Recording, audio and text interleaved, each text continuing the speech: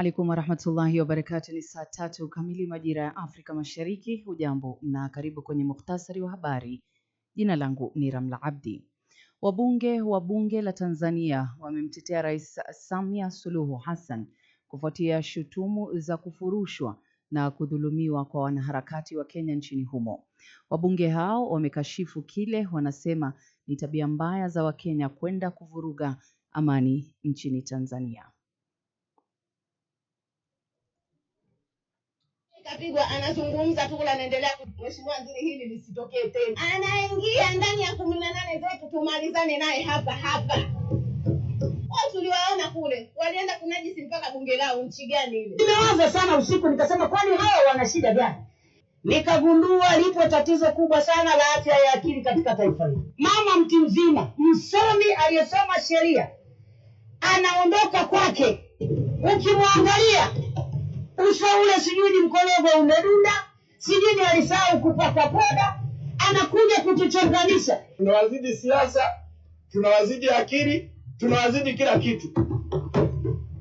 Na wala swala la Kiingereza sisi sio kipaumbele. Tuna maisha yetu. Na Kenya na Morocco zilitia saini mikataba ya maelewano kwa lengo la kuboresha uhusiano na kupanua ushirikiano katika sekta muhimu kati ya nchi hizo mbili.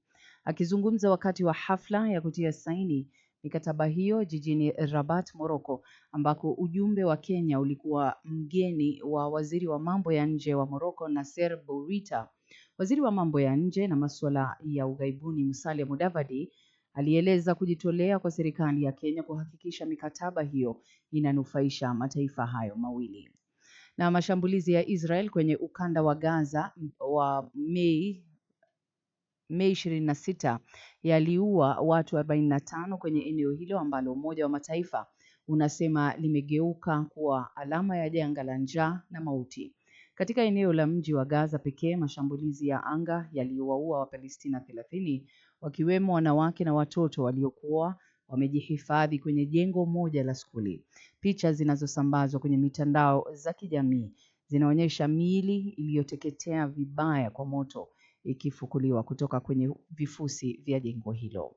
Mwisho wa muhtasari wa habari, mpenzi msikilizaji, dakika zikiwa 4 zimetoweka baada ya saa 3. Tutaweza kupokea habari zaidi itimiapo saa 4 kamili. Jina langu ni Ramla Abdi, endelea kuwa nasi.